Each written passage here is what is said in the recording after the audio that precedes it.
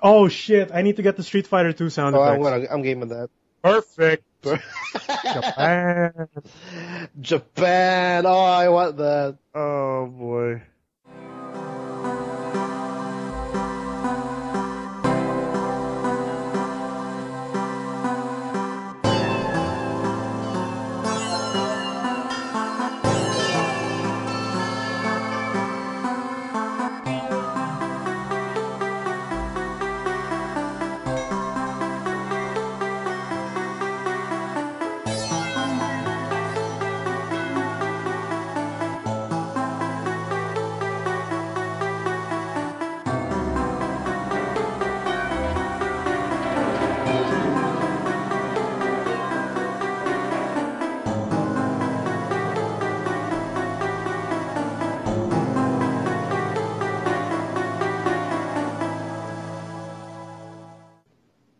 Hey everybody, this is TMG Podcast. This is episode 53.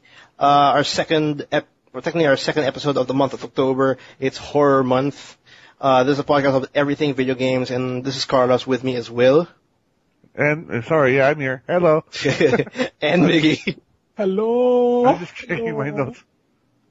And we actually have a lot to talk about this week. News is not that, there's not as many news, but there's actually a lot of meaty news. There's a lot of big announcements that actually got a lot trending. Because, Ubisoft just mentioned the specs on Assassin's Creed Unity, and that got a lot of attention. We also got some local news about a Dota 2 tournament, some female-only tournament. We'll explain why, but it's sexist. It's stupid. It's stupid, sexist. Like, as usual, we get these kinds of weird local news that, honestly, in like local esports tournament, this is not something we need. In terms of impressions, though, I was able to play some Alien Isolation. I'll talk about that in a bit. Will be talking a little bit more about Sims 4, yeah. And Miggy is going to be on it with Phoenix Wright. Is that what you said? Yeah, and more Smash Brothers. I'm also going to mention a little bit of Destiny because I pretty much finished the raid, so I want to get my 2 cents out there regards to the end game content of that game. And you want to start? Who wants to? Oh, before all that, during the second half, like this is the whole horror month thing, and just like in the previous episode, if you noticed, we did this whole urban legend things. We started to share some scary stories and something that's related to video games. Like, it's actually pretty fun. So we're gonna continue that during the second half of the podcast. So before all that, who wants to start with their impressions first? Or about you, Will? I'm gonna point visually. I mean, no, virtually. Virtually, no, okay, so. Not visually. Basically, my girlfriend has been over and she wanted to check out The Sims 4. So we ended up making us in it. As corny as it sounds. Your girlfriend made us. No, me and her, basically. Oh, okay, sorry. I was, sorry.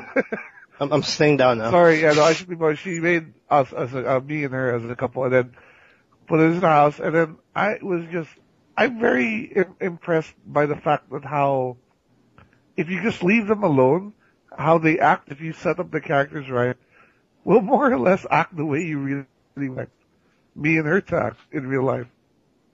So, really? So I would have to say kudos to EA for really bringing out a lot of the emotions in The Sims, I guess, emotional interactions in The Sims. Because it's a lot more varied now, it's like, now it's not just hug someone, you can hug someone passionately, you can hug someone, friendly style, it's all kinds of things, and, I don't know. I just was very impressed with how, by watching how our Sims interacted with each other, how much it can actually mimic real life. So I was. They have gone to that point already where you can actually leave them alone and you can actually just Big Brother. Yeah, the game. Mean they're not completely 100% smart. Like they'll unless you tell them to get a job, they're never gonna get a job. Well, no one will want to get a job in real life. I mean, like. No, exactly, right. They won't get it. Yeah.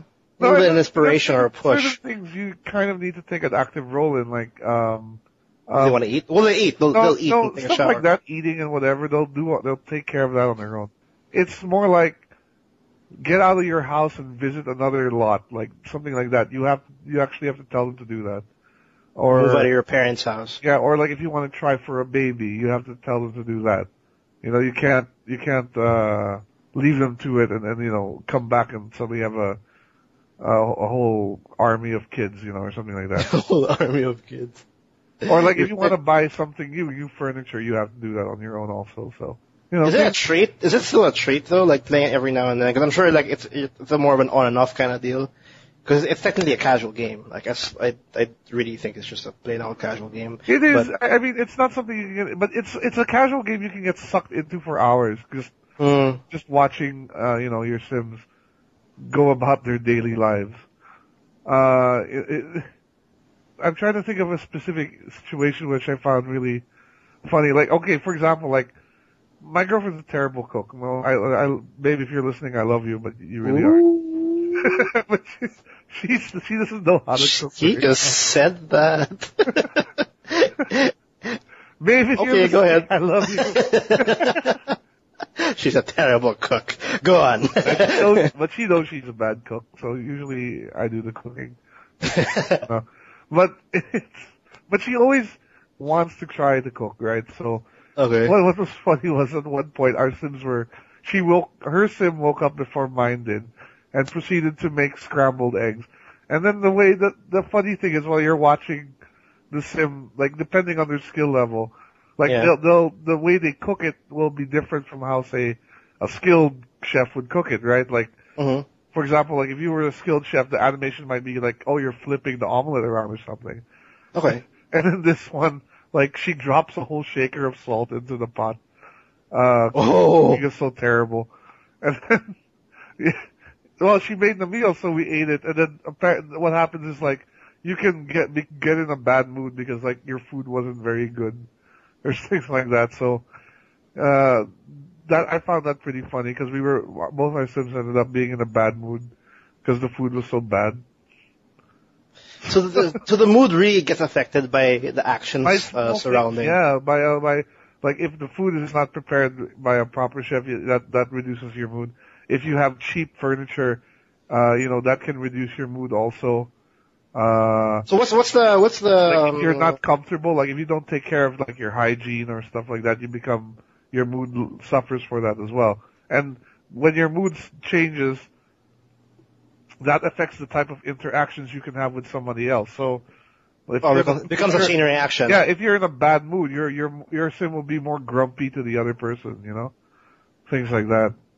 Oh yeah, it's like a chain reaction. Like he'll get in a bad mood with you, and you will have a bad relationship, or you know stuff like that. And he might get in a bad mood. He might transfer to his house. Yeah, exactly. I can see it happen actually if that's the case. That's actually interesting. Okay. Is there swimming pools yet?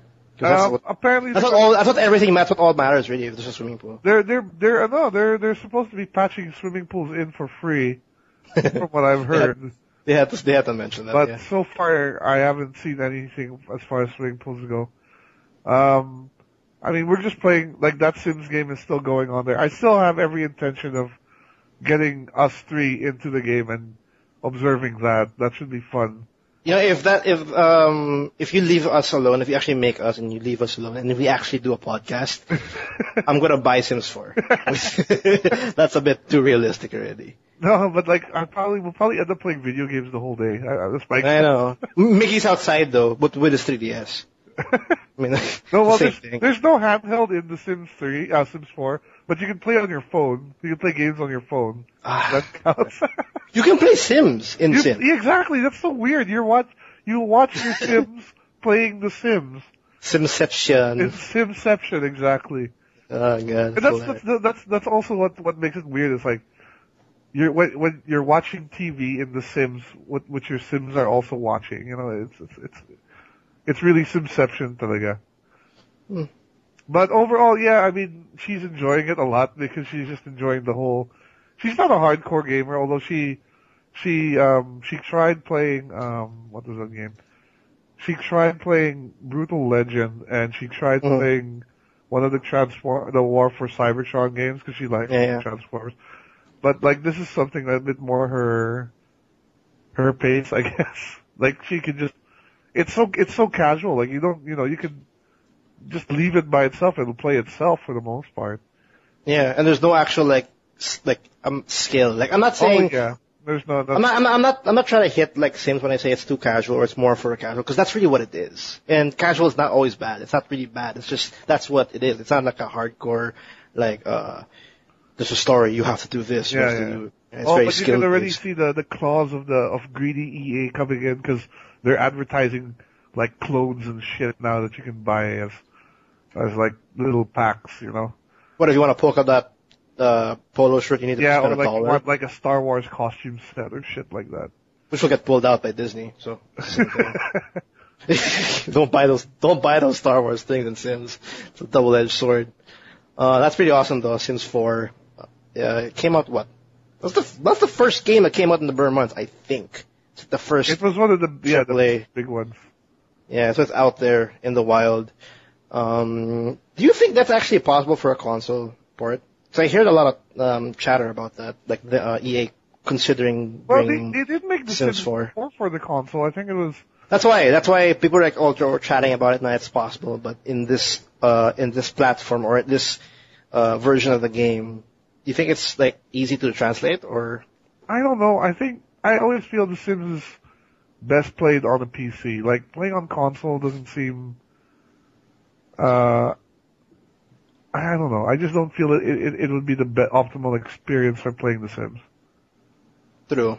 Well, I think everything's possible because you know how MMOs and shit Diablo is already in the consoles and they actually feel okay. Yeah. Well, Diablo so we'll was see. obviously the exception to the rule, but yeah. The Sims, I have a hard time seeing it happen, and also because it's EA going to be handling it, and I don't know if. Yeah, no one trusts EA. Yeah, exactly. Yeah. What about you, Migs? 3DS mode, a lot. I've been still activated. No, not as much as you think. I actually just beat Phoenix Wright a few days ago. Phoenix Wright 5 Dual Destinies, for all the people who don't know. It's probably one of my favorite entries in the series. Oh, okay. Did you beat the extra DLC mission? No, because that requires money. And I don't have that right now.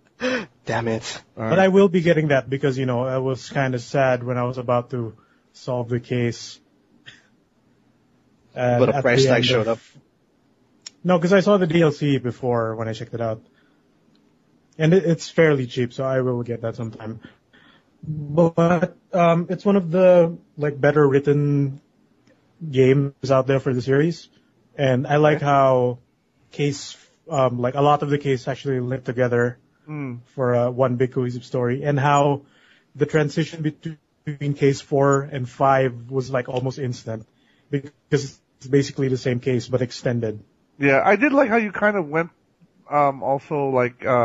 you got to play Apollo, you got to play that's also interesting where you get to play more than one character at a time, which they've done before but not to this scale. And as per the tradition of the Phoenix Wright games, you always have a person beside you in court, or you have someone along with you during the investigations. And they also change that up more often than any of the other games have done. Yep. So it's a really cool thing. It's actually really refreshing for the series. And I really did. Can I spoil a little bit? Like that one part where a returning character comes. I was like, yeah. You know the part I'm talking about? Yeah, but I think. Better not spoil it. No, I know what that is, but that got ruined for me because I saw a thumbnail on YouTube that showed that character. Ah, I see. Okay. I was like, oh god, I hate you YouTube recommendations. All right, then I won't I'm telling you, man, if you stare at the internet, you will get spoiled some way, somehow. Yeah. That's well, true. Even though I'm laggy as shit, I still saw that. Even though the picture is half loaded, you still know what it is. All the bad parts of having internet or not having, I don't know. Yeah, if you guys are hearing him being robotic, it's just PLDT being a fucking horrible service. They're number 1, by the way, in the Philippines, and they're number 1 at everything. They're number 1 at everything. They have a monopoly of subscribers and being the shittiest ISP. But we're still doing the podcast through Skype. Yeah, we still are doing the podcast through Skype. Because no one else will. So even though we sound robotic, screw it. I tried to actually fix that. That's so hard to do. To take out the robotic sound. Like, I cannot do that. We're It's so actually hard. all robots. Mm-hmm. Our country is so advanced. Yeah, we can't solve traffic issues. Still though, it's nothing. But I remember going back to Phoenix Wright just for a little bit, because I remember talking to a friend who had a 3DS, and I actually mentioned like if he played the Phoenix Wright before. He actually knew Phoenix Wright, and he was actually saying that it's actually a pretty cool game actually for the commute, because it's very doesn't really require you much like attention. Like you can just like read and then Yeah, just you can save anywhere at any time. Yeah, and then like it's, when you're going through like 2-hour traffic, like, when I mentioned like traffic, like, you have a 2-hour commute or whatnot. This is actually a very suitable game. Yeah, Or reading it's a very a map suitable or game. something. Because I don't I think like if you go on a commute, I think the worst thing you could play is Smash Brothers, because you're gonna be all over the place. You're gonna throw up everywhere. Yeah, it's gonna be. So like that's actually pretty interesting to bring I'm up. actually very curious if they release any sales data about this Phoenix Wright, because remember this is the one that was That's only digital. only outside of digital Japan. for some reason, yeah. Because they were saying like Phoenix Wright wasn't the last Phoenix Wright game didn't sell too well. The Ace Attorney Investigation. the one with Edgeworth, which was And Apollo Justice, I think, did even worse than that. oh really? Could be an experiment. Either that or nobody just liked Apollo Justice. Well, I don't like Apollo as much as Phoenix as a character. Come on, man. That's necessary for the story, though. Because they reference Apollo Justice so much in Phoenix Wright 5. Yeah, they do. Like, the whole shit happened in the past thing happened. It's like 1 year after Apollo Justice's little flashback thing, too. So, I don't know. We're getting an update for Phoenix Wright 1, 2, 3 for the 3DS. It's also out on the iOS store. And yet we're hearing nothing about Apollo Justice anywhere. But they released Phoenix Wright 5 on iOS. Apollo Justice is Ace Attorney 4. It's the fourth one. Oh, yeah, it's basically the fourth installment. Okay. But I really know anything about Phoenix Wright. Phoenix Wright 5 is also really, if you look at it. And aside from, like, you can tell who the murderer is already, like, really early on. You just have to get there. But you can't get stuck in this game anymore. Because before you can? Yeah, because before outside of court, it plays like an old point-and-click game. Yep. Like where you have to click the environment to look for shit. And if you miss the thing that you need to progress, if you can't find it, you're stuck. And nobody tells you what you're looking for exactly sometimes. This one has like little notes on the side, and they tell you exactly what to do. Like, go to this area, talk to this person, show this person this item, and that's it. So you're literally on rails now. Yeah. And when you're in an area that you're not supposed to be in, and you're with your partner, you can ask them, like, what do we do now? Any thoughts on the case? But that isn't really a new feature, though. I mean, that was something that could always be done in older games. Oh, no. Sometimes in the old games, when you go to an area, you just see nothing. Oh, that's true. That's true. I think I do know you could always have gone back to, at some point, I think. Yeah, if you go back to like the office, agency, right? Yeah, the office, then they're there. But now they appear everywhere that there's no character you're supposed to talk to. And my problem with the old games is when those moments where you have to point something on the floor plan of this building where the guy died or something, or when you have to present certain evidence when they ask you for it, you can't save.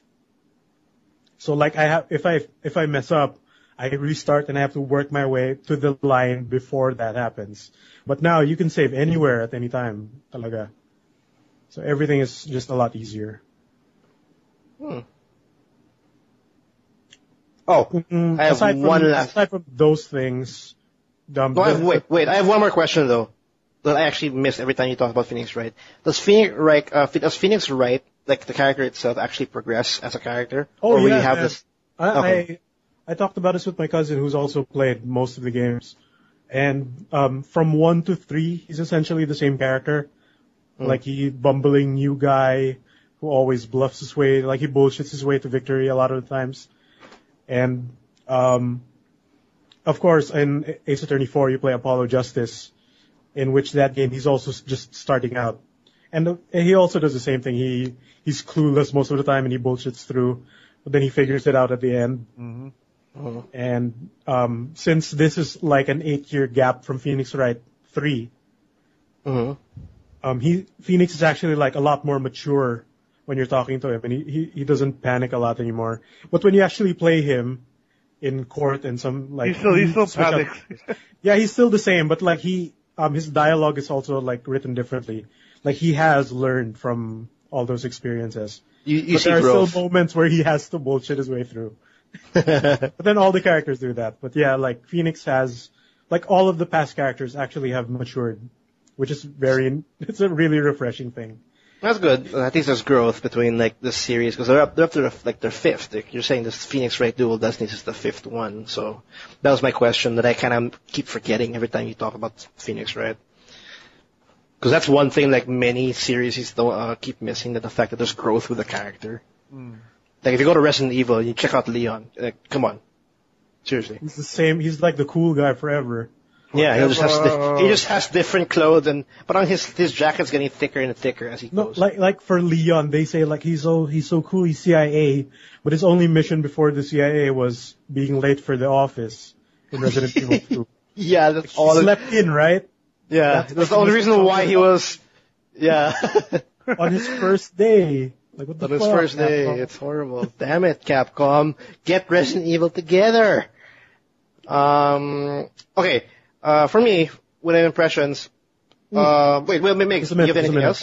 Yeah, I was supposed to say. Aside from Phoenix Wright, like I said, I was playing a bit more of the Smash Brothers. You know how I love the Smash Brothers games, right? Like Melee, Brawl, even the original one was really good.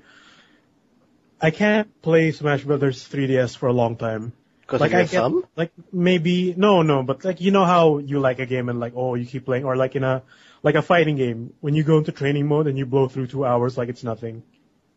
Yeah. That I don't feel that in Smash Brothers a lot. Like most, it's everything. Like there's not enough single player content. I find the characters are like most of them I've already played and know how they play, and like sure they have some changes, but they're essentially still the same character, etc. Then Its replayability is actually disappointing. It's that. It's like the lack of content and the fact that I'm playing it on 3DS. Like the controls, the size of the screen. It's like I really wish this was on the TV, and that's it. So like yeah, I was playing Smash Brothers, then I just want to play some Phoenix Wright. I just quit the game and like play through 6 hours of Phoenix Wright straight, no problem. And still wanting more. So it's not like, well, okay, you've played like a lot of Injustice, and then you've done a couple of tournaments already so far, and you've done the one yesterday. Yeah, there was one yesterday in I was about to say Injustice Imperium. But you've done that, by the way. Yeah, how do you do with that? For a guy who number one game since the last tournament and has had no practice since God knows how long, I did surprisingly well. Oh, that's good. Cool. Using the main man. You're still using Lobo. No, but my main man. Well, my point is, you've done like practice labs, and you've been doing a couple of verses with a couple of friends. Is this something you can like? Or you already said you can't do like a practice lab with Smash Brothers, but can you see yourself playing with a bunch of friends doing Smash Brothers, or is this going to be a tournament-based kind of game? Tournament-wise, I don't know because I didn't go to the most recent local tournament here in Cubao.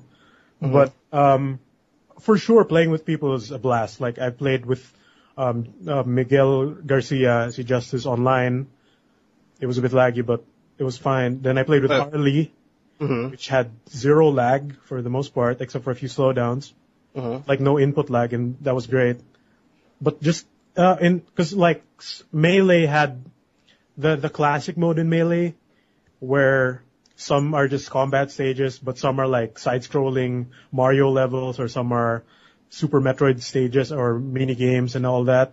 And then Brawl had the Subspace Emissary single-player mode and all that. Like just the single-player content in the 3DS version is really lacking. Like what's there is great, but they scrapped a lot. Like the home run thing is still there, where you hit Mr. Sandbag and get him as far as you can. Mm-hmm. But they scrapped break the targets, which was essentially learn how to move this character really tight and break all the targets within the time limit, right? Oh, being efficient with your movement. Yeah, like really super tight with your controls. This one replaces that for like an Angry Birds thing, where you have to hit a bomb and then swing it and hit like a bunch of floating targets. Angry Bird. It's just Angry Birds, and there's only like one stage of that too, and it sucks. So your feeling of it being the lack of content for this 3DS version, is it? Do you think that's the reason why it has an exclusive mode? I've actually tried Smash Run. It's okay, but then it gets kind of old after a really short time. Like I did 3 times, just because the challenge said get 10 power-ups in Smash Run, which I haven't got yet. But like after 3 times, I'm like, yeah, it's cool, but I don't think it's enough to keep it. Like it's not what you would get this game for.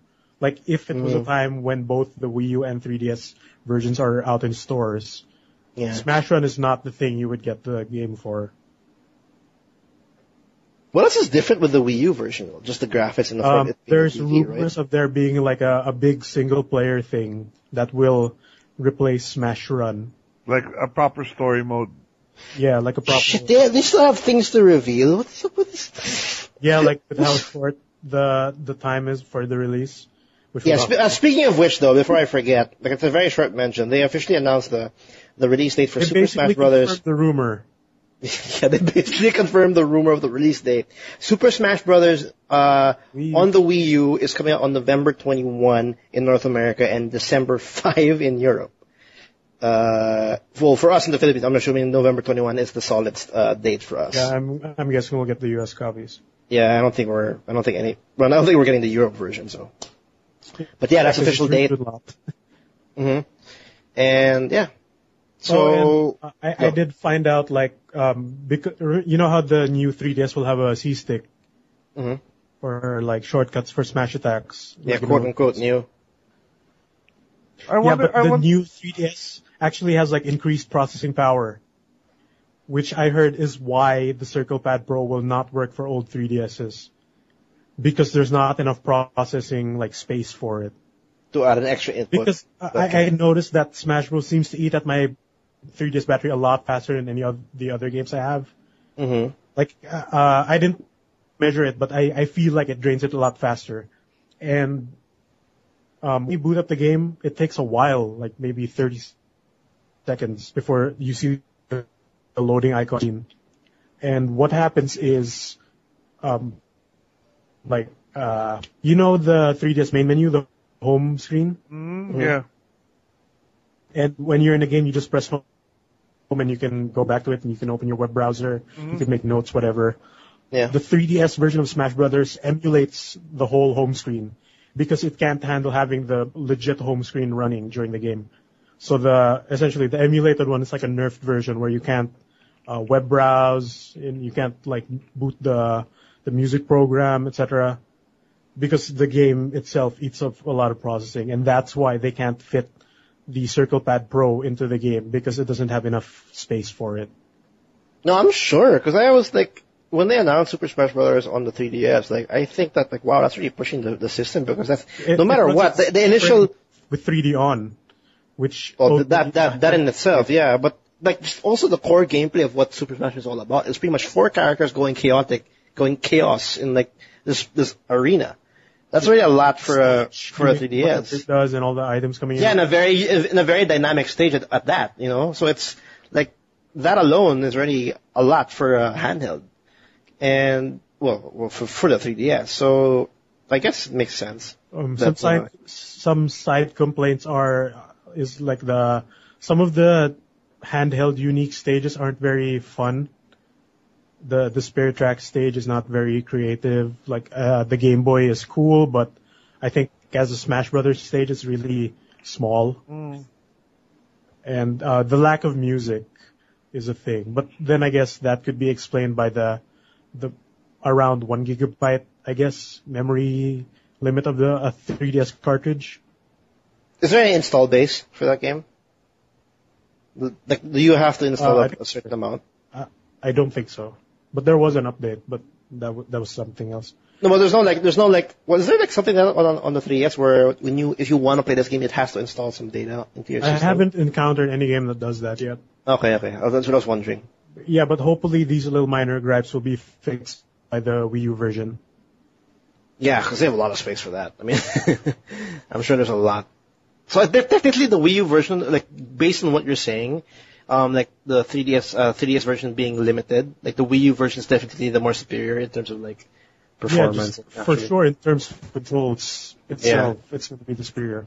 But if you don't have any other option of playing this game, like, people in this country barely have Wii U's.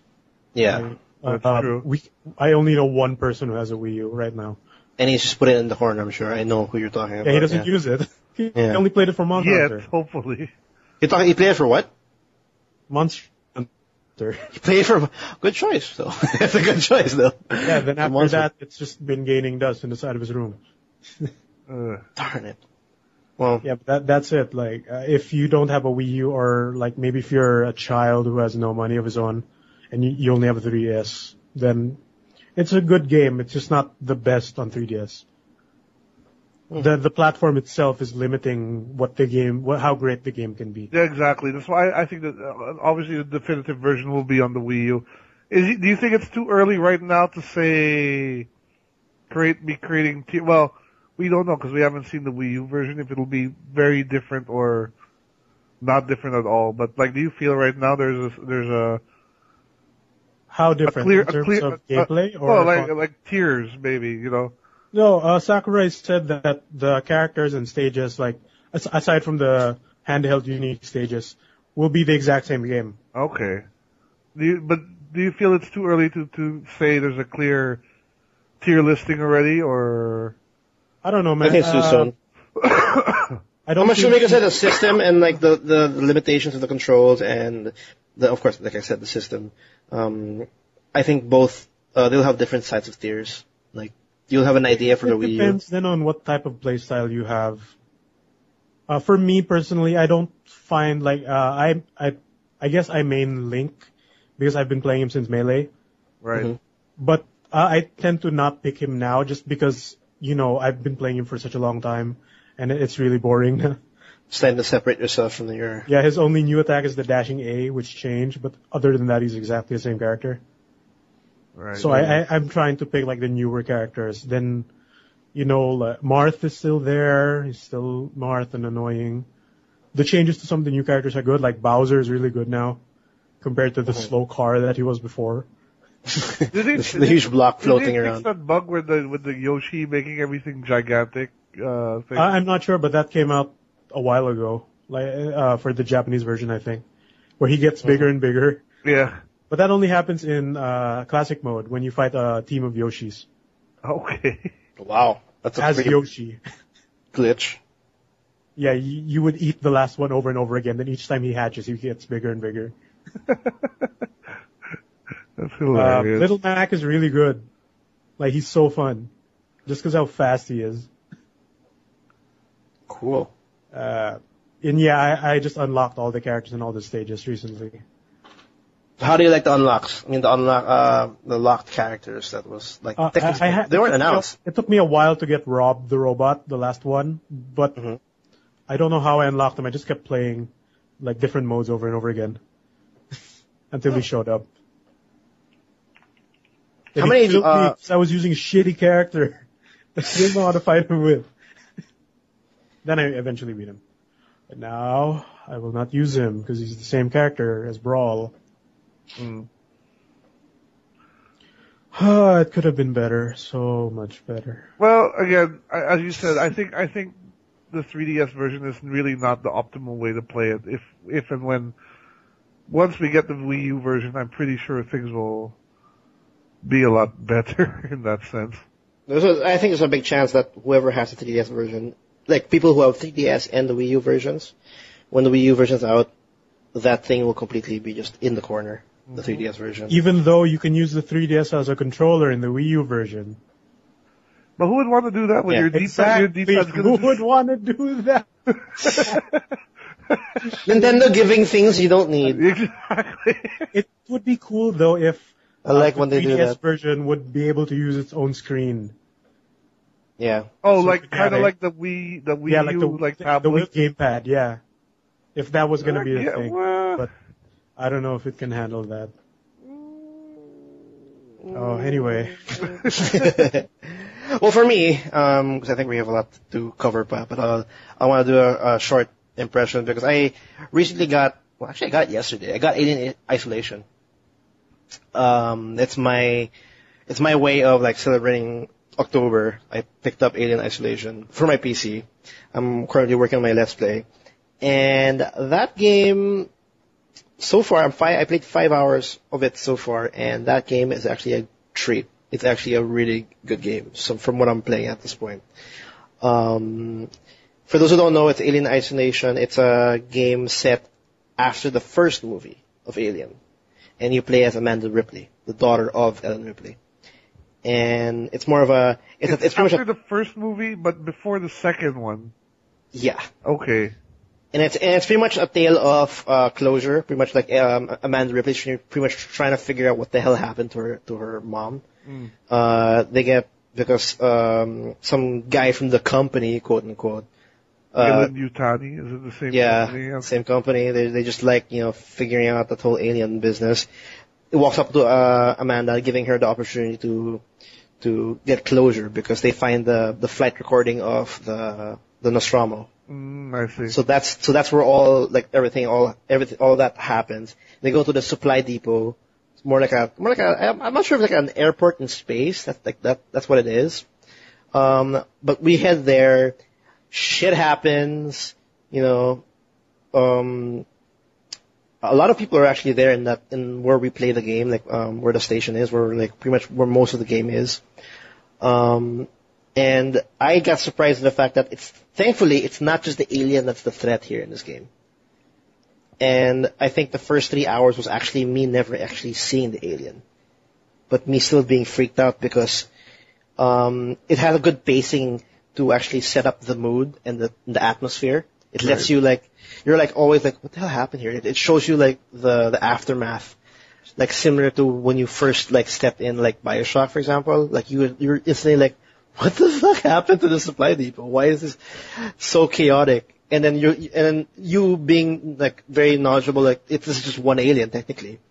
How does this one alien do all this damage to a supply depot, which I think is more than 200 people stationed there and stuff like that? And it's not like the Nostromo was only 8 people being hunted by one alien. Yep. This alien was able to make this whole supply depot completely chaotic.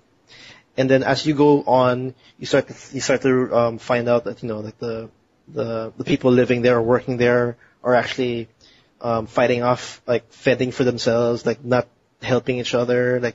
They become an actual threat. They start, when you see someone, they shoot you right away. It became that point. And then there are things called the androids are also a threat. I mean, it instantly introduced that the alien isn't the only threat. Technically everything around you is also a threat. And every now and then you actually just forget that, there's that little alien lurking around in the corners trying to catch you off guard. And I like that. And I think on the second hour you then get introduced with the alien, and that changes everything.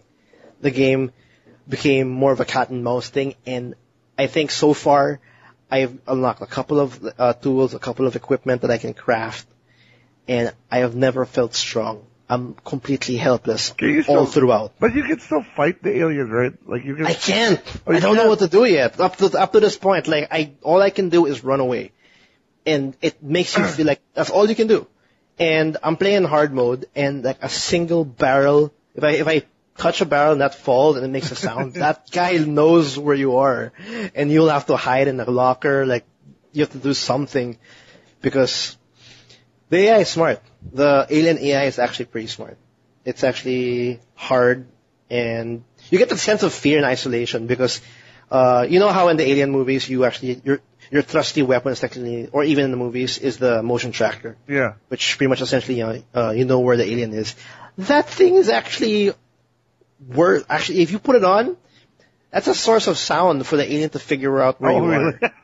So I actually just have to whip it out up. He's in that direction. Okay, I have to now base everything on how on the sounds. Like if I can hear, if I can hear the alien in the vent, that means I'm safe. Because if I don't hear him in the vent, that means he's walking around the corridors. That means I have to actually peek out in the corridors, see if he's there.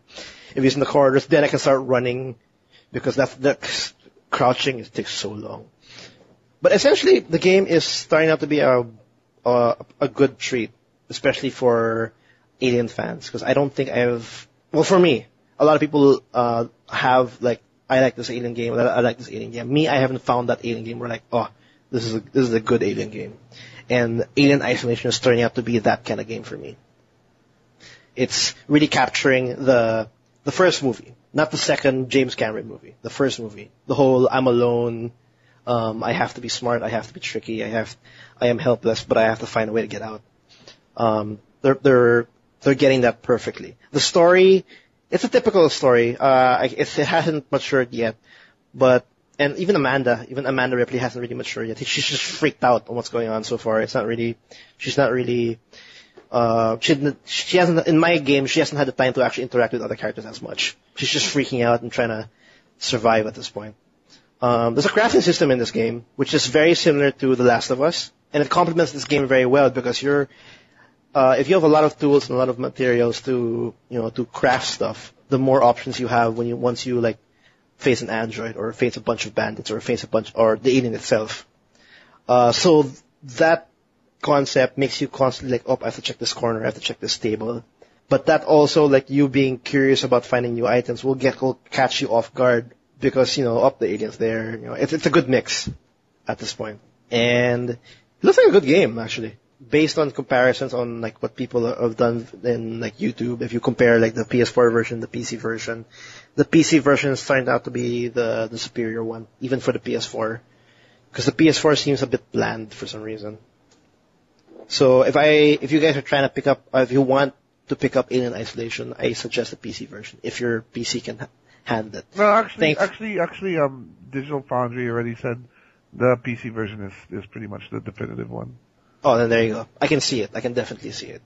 If Square has anything to say about it. But yeah, I'm loving Alien Isolation. I heard that it's like more than 10 hours and yeah, people are clocking in at around 15 to 20 hours. Yeah, it hasn't shaped up. Like I've encountered the alien twice where he starts to roam around and tries to find me.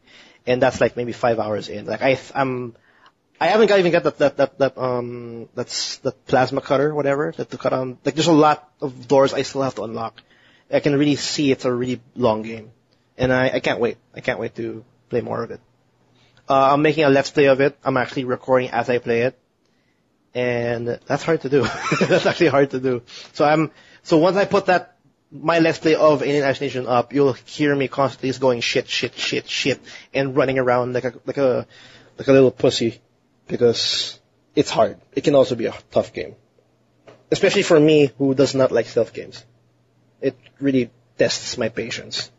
Like, should I run to that corridor?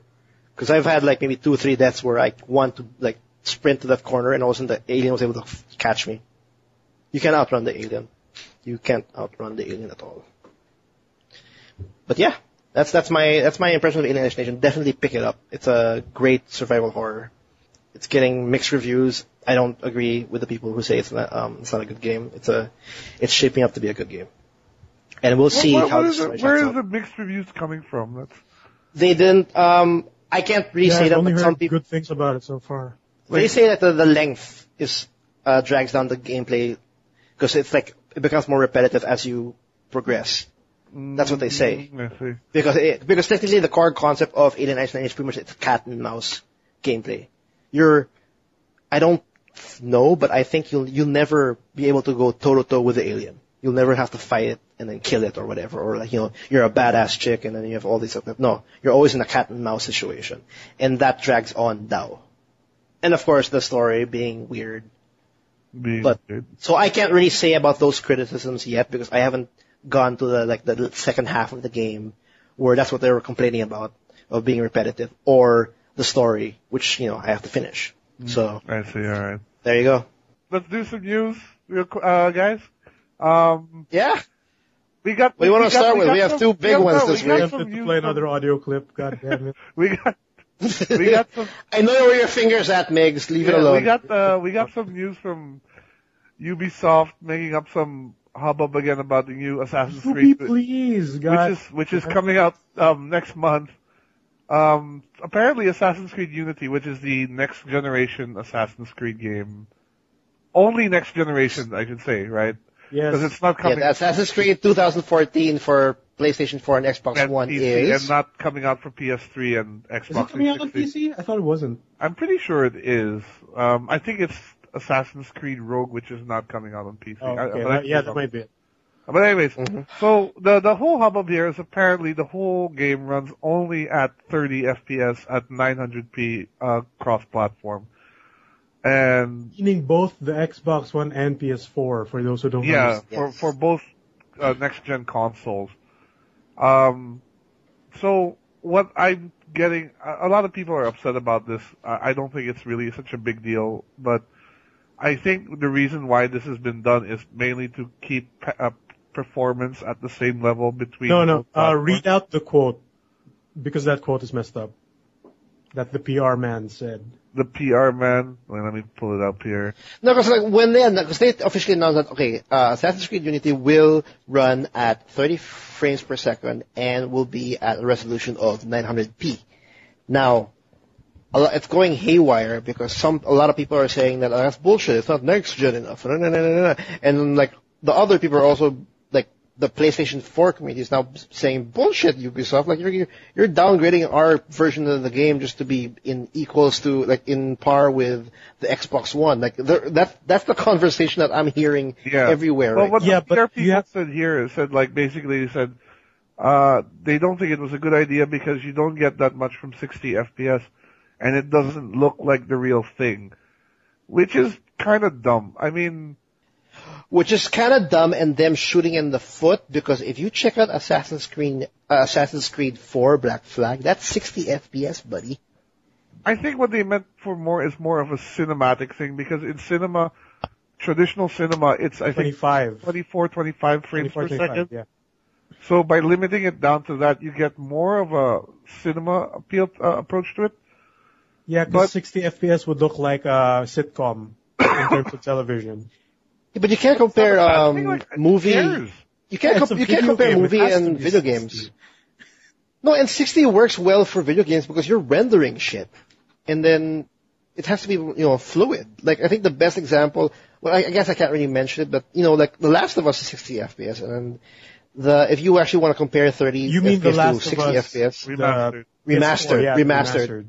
Yeah, because if you guys really want to check out what's the difference with 60 FPS and 30 FPS, play a remastered version of Last of Us because you have a toggle option. There's an easier way. If you search WebM, you know that? WebM. It's like you can play GIFs and videos on it and link it like an image. Yeah, there's apparently a WebM of a 30 FPS to a 60 FPS comparison. And since it's not like YouTube, which limits everything to 30, it's an easy way to tell the difference. Yeah, there's one here called it's a website called 30versus60.com, and you can check it out. It'll show you the difference in gameplay. Well, right now I think it's something out of Far Cry 3 that what I'm looking at. But there is a very very clear difference between the two. There's a clear difference, but I think my point is when it comes to this big announcement, you can't consider this a downgrade. Like when we're doing 30 FPS, like oh shit, that's not next gen. Oh shit, 30 FPS is not that bad. Like pushing the consoles to the limit, right? There's every single title, every single project that these developers do are completely different every single time. And this isn't mechanics in terms systems. of Assassin's Creed games. So, I don't know. I just don't like I think 30 is good. I think 60 is, of course, it's better, but it's also good as well. But you can't, I hate the whole talk of it's a downgrade, it's not. I think this talk spurred out because, usually Assassin's Creed partners with Sony for a lot of the marketing. But for Unity, they seem to be doing it with Microsoft. And with Microsoft's lower spec Xbox One, that might be why people are getting extra mad more than usual. And that's why I asked Will to read out the quote, because of the last part of that PR message is what really bothered me. Like, which is what again? Do you have it, Will? To clarify. Yeah, it's basically they're saying it doesn't add amount. No, the other one. As to why they're making it the same on both. It ended sort of with, we made it this way to avoid the debate between like the platform debate and stuff. Wait, like, I'm looking. That's what. Yeah, I think that, this is not the first time they've messed up their PR. Regardless, there's always going to be that debate, I mean, of what system it's best played on. And I think it's an important debate, to be honest, because, for people like me who at least, who own both consoles, it's important for me to know which version to get, I want to get the version that plays the best, that looks the best. Yeah. Right? So, I do feel that, oh yes, there is the fanboy debate, which is really dumb, people, but like, there's also the real debate, which compares like, yeah, this version does play better because of this and that. So, honestly, I think they should just make the game as best as they can for both platforms, and let the consumer decide, because that also helps, if it's better on the PlayStation, then it's a sign for Xbox, yo, we gotta up our game here, man, we gotta do something, right? So yeah. Overall, it helps the industry as well. And remember, like FF13, as great as a game it was originally meant to come out on PS3 exclusively. Exclusively, yep. And then it got announced it was going to go on 360, which was on how many DVDs? 2? Which was on a couple. 2. I don't remember. I think it was on 2 back-to-back DVDs. And it played terribly, as far as I know, on the 360. Well, not that. They had to cut out a section of the game because it wouldn't fit in the 360 version. Okay. I see. I think it was when you go to Lightning's house, like, the whole area is still there, more or less. Like, they have it ready in development, but they had to cut that section of the game out because, it couldn't fit in the 360 version. Or like even Bayonetta. Like, I mean, remember the 360 version of Bayonetta? Bayonetta one was handled really that was Sega's fault. That was Sega's fault. Yeah, it was just Sega's fault. It's just Sega being Sega. Yeah. No, but when it comes to the whole complaint, 30 to 60 FPS, like, them considering 60 FPS a better version or whatnot, that's debatable. Like, yeah, okay, you can complain that, I would rather have a 60 FPS for my new game, for like my PS3 and my PS4 and the Xbox One. But when it comes to resolution, I don't know about your how you see it, but I see 90 to 1080p as I don't see it. I don't see the difference. I honestly don't. Even if you put 920p or I don't know, something, I don't see the difference. Yeah, I think the people complaining about this are people who have the big TVs that can actually, because I know someone who claims he can see this, but that man has incredible eyes. You can see a single dead pixel on a PSP. His name was... Yeah, but it was, like, honestly, that's all aesthetics and like, just like a gimmick thing. Like, it all visually, it only improves the visual, appeal to it. Whereas in FPS, I'll make it as a valid argument because that improves performance and, gameplay. Yeah, so that's why I always like shove off the whole argument of like, oh, I want a 1080p.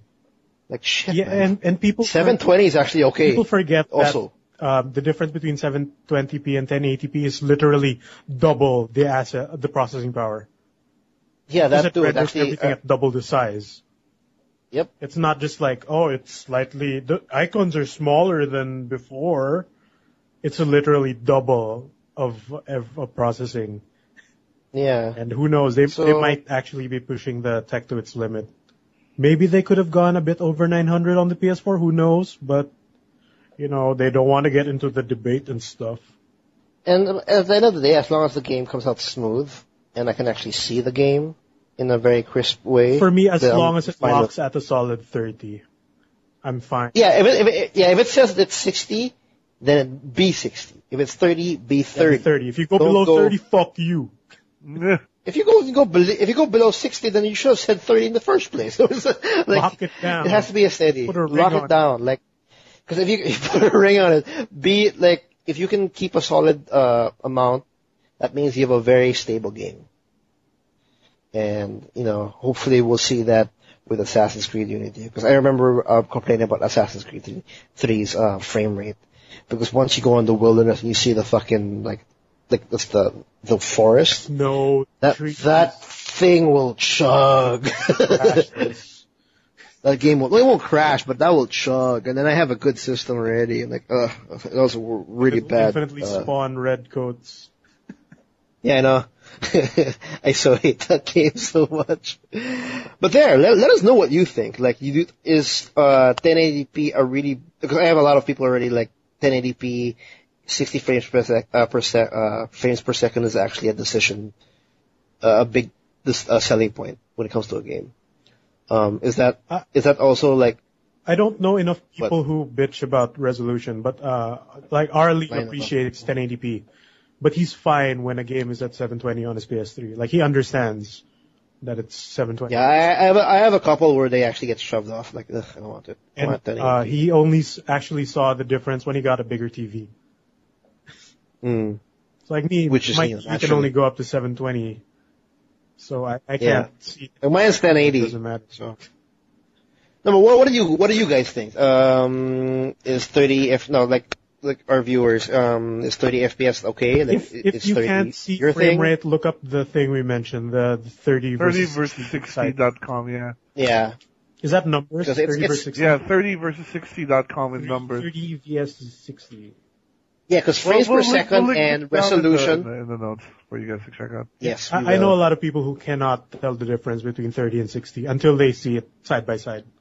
Yep. Mm-hmm. We've been playing games since the old days where, like, all those old consoles were always at 60. Like the NES and all that. Mm. So we know. Yeah. So, but that's the hullabaloo with Ubisoft, which I think is getting a lot of bad PR again. Like, they had the horrible, like, female, like, having no female characters. Yeah, and then now they have this. Their PR needs to be fired for sure. They had also a horrible PR when it comes to Watch Dogs. Remember, like, how their downgrade was just not handled properly in terms of the PR. Yeah. The whole game was just not properly with that. Yeah, I'm sorry. Like, even the rain wasn't pouring properly. Oh, it looked terrible on the PS3. That rain. Oh yeah. But let's moving on. Let's go on to local news. Another hullabaloo, actually. Another stupid. Extra funny. Yeah, Ubisoft was behind it. Yeah, maybe. Their PR is actually never know. A big article that was trending in Facebook and I guess in Twitter. They were stating that a Dota 2 girl team was actually disqualified because one of their team members was actually playing as a guy. So, quote unquote. Quoted that they were playing like a guy. Like a guy, yes. So in a sense, like, the girl was actually playing good, and thus her playing good. Playing too good. Yeah, that has to be a guy, because the tournament that they were participating in is a girls only tournament online. Yep. Online, take note, huh? And so the referees or the organizers who were doing this tournament noticed this member or this player in this group was doing while playing the match. He thought that it kind of felt like it was like only a guy could do it, or like this player is too good. It can't possibly. Yeah, it's guy gameplay. Like, it's impossible for this to be a girl. So in their sense, that was the reason why they disqualified the team, and that sparked a big uproar. People were like, it became a trending thing. People were talking about it. How the fuck does that even happen? How do you play like a guy? Do you flash your dick around like, hey, I'm touching the... How do you know how a guy plays? Exactly. This is stupid. There's no difference so between... Dumb. They did... The organizers did recorrect by saying that this is not the only reason why they disqualified the team. They said because they didn't have the team register via Skype call. This is them protecting themselves, but follow-up bullshit. That's follow-up bullshit, and the follow-up, the team who was disqualified actually had screenshots of the conversation of them, of the organizer saying, it's guy play. I remember the chat said, that the reason why you got DQ was guy play. And then, that's sad.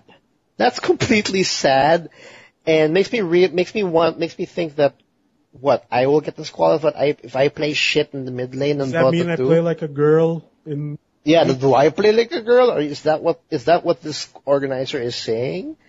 That's so dumb. I don't think it begs the question why there's even a girl, gendered tournaments as it is. I mean, I can understand this for physical sports, where there is obviously a level. Esports, but for esports, forget it. I mean, just mix it up. Who cares? Because honestly, I think the reflexes of a male with like Dota 2 player, League of Legends player, can be as good as a female. I don't know if there's any science beat this to show that, but because it's all about reflexes. Yeah, exactly. As for maybe in terms of endurance, like maybe a guy might play longer than a girl, but in terms of skill, I don't think it matters. Dude, yeah, no, we've seen like some really badass like players of fighting games who are girls. If it's a fighting, I don't even care as long as I can beat your character. That's all that matters for me. I don't care who you are. Right? It doesn't matter. Yeah, but it's just fun. It's just funny. Like I don't know. It's a local news. It's a news that happened in the Philippines. It's trending. People are pretty pissed off that this happened. Not only is it's our country dumb. is labeled one of the most racist in the world. Yep, absolutely. So are we now one of the most sexist in the world as well? Probably one of the most sexist ones too, I guess. Damn it! It's just. Well, we are in the top 8 of the most watched porn in the world. So, yes. We so proud of us, guys. We watch the most porn, really? Yeah, we're like. I'm giving you a flap clap. Or something. I'm giving you a flap share clap. that Will on your wall. Oh, I forgot. You just randomly without throwing interesting articles in your Facebook. Was it alternate Will, shadow Will? Yeah.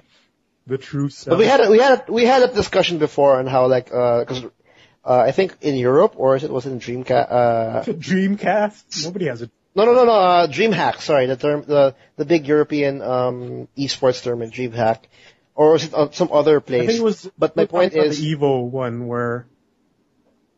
No, like the Hearthstone tournament. Yeah. Where. And then it went to the Evo part. My bad. Yeah. We talked about the whole gender thing, and it doesn't need to be a girl. I forgot the episode we talked about that. Yeah, but we pretty much stand the same thing. Like females and males, that should mix. There shouldn't be like a male female exactly. only. And I mean, it gets even more complicated when you take in transgendered people. That too. Like, especially in the Philippines. Like, I'm not dissing out, but we have a lot of transgendered people, transgendered and gay people, and we have transgender people here a lot. Yeah. Well, there's hospitals everywhere, but is there actual surgery here for that? I am positive there is, and a lot of people. A lot of never mind, because I remember there's a barbershop here with a dude who has boobs. But I mean, there's a lot of people. They even just go to Horrorcast. The boobcast. The boobcast. Some of them just fly to Thailand and get it done there and then come back, Oh, so yeah. Point being, though, is that to eliminate stress, to eliminate that kind of drama, just put them all together. Because I really think that our reflexes are just as good as girls, and the girls should be just as good as the guys. Yeah, and if the girls are having a hard time, you know what? We're giving them respect and asking them to, buck up and get better. Yeah, dude. Why not? When I play a fighting game against, with my friends who are female, I don't hold back. I'm gonna kick the shit out of them. Yeah. Because, I don't know, maybe some females would like to get, a little bit of slack, I'm not too good, can you just, calm down? But some of you, I'm sure, learn the game because they're joining tournaments. No, I know, but I'm sure that there's also some females, please, just give me your all. I would really appreciate it. So I think messaged this to you, Carlos, about when you told us about this thing, And she should have just replied with one sentence, get good. Yeah. Get good, True. guys. I mean, gals. Get good. Like, we encourage you. So it's very stupid. And I was about to say, it's very hilarious that these things happen in our community, in the esports community. Like, I'll talk about it again in maybe another episode, but, we're just horrible. Like, we're horrible at making esports a big thing here because we have this damn drama. Yep. Happening every now and then, and I forgot there's also this one in like StarCraft 2 was trying to become big here. Like, we actually had qualifiers that was set here. Yeah, I think we even had a Counter-Strike team for World Cyber Games at some point. Yeah, but there's so many instances where like people have stolen money, people were disqualified, people didn't know that there's a tournament actually happening there. Or they put the like, wrong it's time. Yeah, it's just like we're having all these horror stories and all these like missed opportunities because I guess I don't know, maybe the organizers, I don't know, but we have a lot of talented professional gamers here, and like even on the console, even on the PC, it's just, I guess, organizers, just stop doing that, please. Just help build something here. Come on, let's be recognized as a a formidable place for the esports, because esports is growing. It's getting big. It's getting really big. And I'm done raging about esports. I don't understand how MOBAs work, guys. I will teach you how to play MOBA. You know, I play Dota like a 2 girl. Dota 2 has a very good tutorial. I played Dota the 2, tutorial yeah, of Dota 2 and I was like, fuck this. That little micro horse shit, no. No, never mind. I'm not playing that. I But there, yeah, let us- micromanaging, dudes. I can't. Oh, even micromanaging finish is- Five Nights at Freddy's. Alright. Oh yeah, that is micromanaging hell for you, I'm sure. But anyway, let us know also what you think through our email or social media about the whole sexism in video games, especially esports, because God, I hope this is the end of it. Like, seriously, I don't want you're disqualified because you're a girl. This is my skills in like esports. or you're a guy. On hold. Cancelled. You did it. You freaking did it. I told you not to do And it. this actively You've broken my rule, my only rule, and you. The rules. Moving on. We're done with the news. There's nothing else we want to mention except. Are you sure? What about that Ono shit? Yeah, I was about to say that. Okay, yeah, oh no. It's a short mention because it's actually pretty interesting. Out of the whim, people like when Ono, the creator of Street Fighter. Yep. Can I say that? Yep. Is that right? Yeah. He was just like, casually talking, and like some fans, I think, or some people who were talking to him were asking him, why can't you make a sequel of this? Why can't you make a sequel of this game? Like that. And he pretty much like casually just said like, well, it's just, it's a battle between the developers and the higher ups, the suits, the people with the money, because apparently Capcom will only like maybe greenlight a possible sequel for a new franchise or for a franchise if it's possible, if it's selling 2 million copies. Like, apparently that's their goal whenever they want to greenlit a game. 2 million copies. AAA title, That's basically what marketing can predict, right? Like, Yeah. But I mean, I'm wondering That's a lot of pressure. why that came about, because they've greenlit a few games that haven't sold at all that many. Like, the Bionic Commando reboot. I don't think it sold that many. I don't think I have that game. the one by the running on the diesel engine. Yeah, I don't think that sold.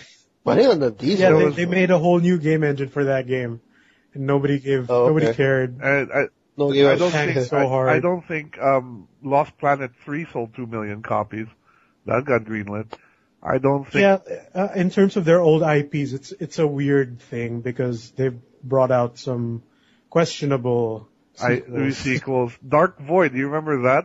Oh yeah, and there were 2 games of that, right? The I think first only one and one. the Yeah. side one. No, there's only one. Dark Void? Wait, what game are we talking about here? I remember Dark Void the from gravity PS. game with that was the one with the jetpack. Yeah, right? it's the jetpack one. Yeah, it's the one. Yeah, there's only one game. Or of maybe that. it was Yeah. the side one is a different title. Never mind. Yeah, but this is Ono casually talking about. I'm I not too sure think if it's actually it's true. because he's saying this now because I mentioned that he left Capcom already. That's yeah. probably why Yeah, he's giving out all these trade secrets. But that's actually that's like a lot of pressure for like those who have like new IP and they want a sequel. Yeah, Like, shit, I you forgot know $2 that he's million been now? wanting to get a sequel to Rival Schools out, but Capcom just won't have it. And everyone wants Rival Schools 3. I know I do. Yeah. Did Tatsunoko versus Capcom even make it? Made it to the States. It didn't do so well. Yeah, that's why. But it did okay in Japan. Like that's what That was another weird choice that we got because nobody knows who Tatsunoko is here. Yeah, no one knows who the heck's Yatterman. Yatterman actually showed on TV on Cartoon Network here not too long ago. Oh, really? It was so Okay. weird. Well, But I the know, most we know is G-Force or I know Gatchaman. the characters because we live in Asia, so we get a more Yeah, exposed. we get anime earlier than they do. Yeah, I suppose. And but Perks on honestly, being Southeast Asia. honestly, in the Tatsunoko vs. Capcom roster, like on the Tatsunoko side, you only know G-Force or Gatchaman, right? Okay. And then who are these other characters? But then the States got that. Yeah. It's just funny though that if that's true, and if that's the pressure like on developers to make a sequel or like to actually ask for a sequel, I'm just confused because we have Capcom like throwing their sequels to other developers, and then that's not even close to like their or is their old franchise not anymore considered AAA? I'm not even too sure what's AAA anymore for them actually. Yeah, they mostly publish a lot of things now. Like even the Street Fighter series has been done by Dimps. Dimps. Yeah, actually- a lot of people don't realize it, but Capcom is just the publisher of Street Fighter. Technically, yeah. The ones who make it Yeah. are a group called Dimps. But Dimps I think and- Capcom owns the rights to all the characters. I think so, yeah. Sure. It's like how Smash Brothers was developed at Namco, but they're not in the credits. Yeah. Well, Ono has rights to partially Blanca. developed there, Ono etc. has rights to Blanca. I bet he does, man. If I bet he does. you know that meme where they said I could be anything, so I became a Blanca, wearing his cross Tekken cosplay. That's Yeah, hilarious. but I just want to make a short mention because that's just hilarious. When I saw that in Neograph and I was like, wow, is that really the? Because like if we have companies or like big publishers asking like if you want a AAA title budget, you have to garner us 2 million sales for a possible sequel or maybe a new IP. Probably for the bigger titles or the ones that they don't want to take risks on. Because I'm guessing the other games that, the ones that didn't do so well but came out were probably just, we can lose money on this. Okay, so bring it out. Yeah. But who knows? No, it's interesting. That's just interesting to mention, them. It's just like wow, like Capcom like being a badass in terms of like how they want their developers to. It's like how Nintendo, the bigwigs at Nintendo are like, why do you keep making consoles? Just make mobile games. Yeah, that's Like, true. what the fuck is a Nintendo? I own 50% of the shares, but I don't know what that is. It sells and it gives me Yeah, money these anyway. big wigs at these companies don't know video games. Yeah. So you guys have to realize that like some developers they just dance with the higher ups just to get money, and when something does not fly, it's most probably because the higher ups asking for some stupid request or something like that. Mm-hmm. Like, can you put more DLC here? Can you cover that one important part in the game just for DLC? That I so we don't can know sell what it? I'm talking about. What is DLC? What is Just make more downloadable? of that. It makes us money. Good. Yeah. But there. All right, moving on. That's it for the news. We pretty much covered like the main ones of this Yeah. week. It's pretty much not much going on All really. releases Like, pretty much now. So Yeah, it's all quiet because people are just playing. It's all about impressions and impressions because there's so many games coming out. and not enough. There's so many video games, so it's like impressions just going left and right. Man. But it being October, we're hitting now on our big theme, our big Urban Legends story horror month. Yup. You guys seen Annabelle? Not yet. I'm wondering if it's good. I'm wondering if it's good too. I'm actually preparing myself for my Halloween tradition. Whereas I get maybe around 2 or 3 franchises, like I marathon it. Yeah, I do it every Halloween. Like I did Alien and Texas Chainsaw Massacre last year. All Aliens, all Texas Chainsaw, all the different variations of Texas I'm Chainsaw. slowly trying to do the thing where I stock up on horror movies I haven't seen and watch them for the month. Because back then, like I couldn't handle scary things. Like I would psych myself out even before the things happened. But then I noticed later on that, hey, it's not that scary. It's just that I'm afraid of it scaring me. But when it actually happens, like, Yeah. I went back to some old horror movies that people said were like, oh, this is really scary and all that. I'm like, no, it isn't. That movie sucked, dude. Well, dude, Blair Witch Project. No, I didn't like that movie. That movie's... No, when I was a child, I was freaked out. Because I always imagined that I closed my eyes to prevent myself from seeing the witch. But then when I grew up, like, there's never a witch. There was nothing. It was a lie. It's the same log. No, like that was my experience with the Blair Witch. But okay, going on our horror theme, horror month, we'll be like sharing some of the urban legends, and I was discussing about possibly our experiences with some scary stories stories while we have been playing video. Because I actually have one. I'll mention in a bit. I'm not too sure if you guys have one, but I want to share one that was kind of freaking out. I just remembered it clearly on the spot. But first, urban legends. Who wants to start with something I'll really start. I think this awesome? is kind of cool. It's not really scary, but it is a bit of an urban legend. I'm sure you guys have heard of this. It's the Madden NFL curse. I actually have not. It's scary for a lot of football fans. In fact, so to give you some background, basically, it's sort of gone from a joke to a sort of, to the point now where a lot of fans like actively campaign to keep their favorite team stars off the cover. Oh, because they believe in it. Oh, so essentially, the curse is big. Since 1999, every NFL player who has appeared on a Madden game, on the Madden box art cover, has had a troubling or basically an abruptly shortened season following the cover debut, including several who have suffered like really bad like season-ending injuries. So essentially, the curse is saying that if you appear on Madden, your next season is going to be shit, or it's not going to happen. You're screwed. Yeah. And it's come to a point that basically 17 out of the 18 players have all had this happen to them. The 18th one being the latest one, Richard Sherman of the Seattle Seahawks. We have yet to see whether or not the curse applies to him too, in this coming NFL season.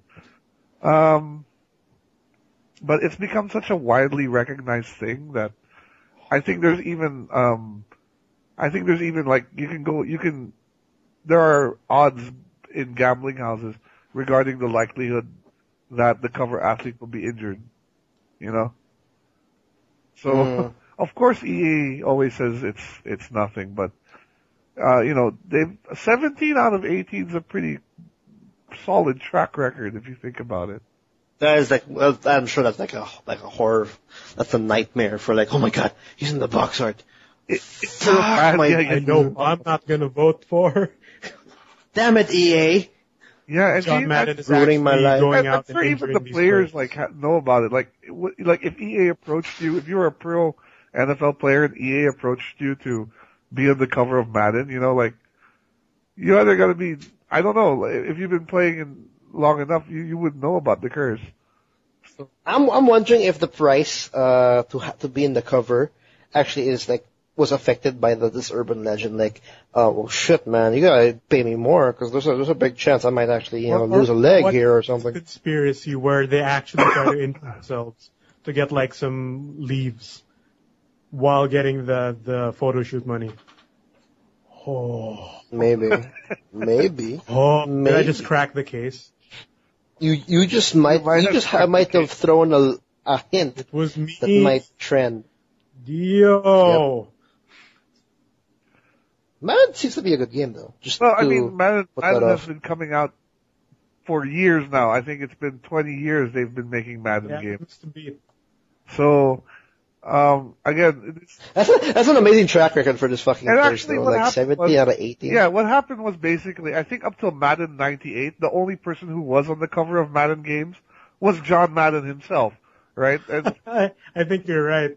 right? So, at the point when they started showing like other like real players, that's when the shit was happening. Wasn't there a point where they couldn't get the proper licenses to the teams, so they just labeled them by country?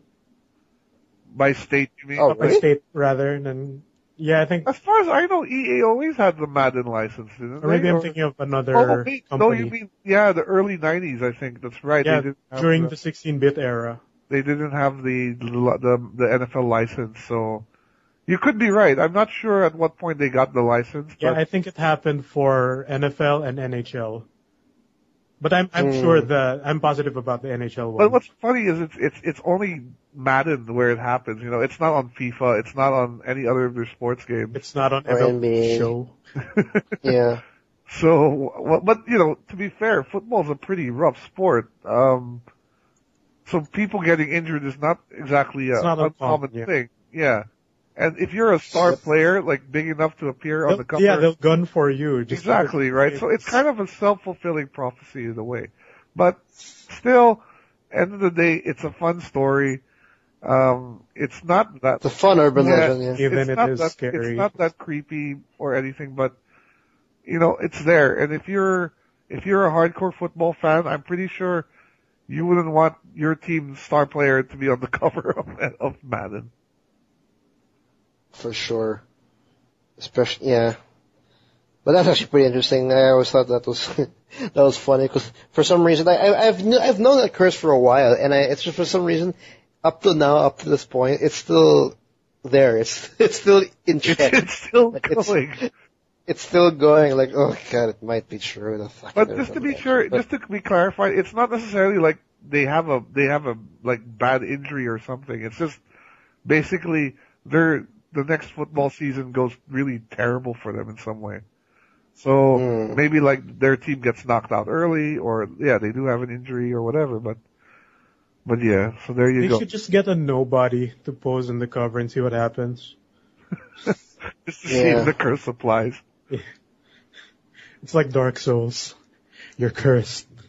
You'll hollow out. You're cursed.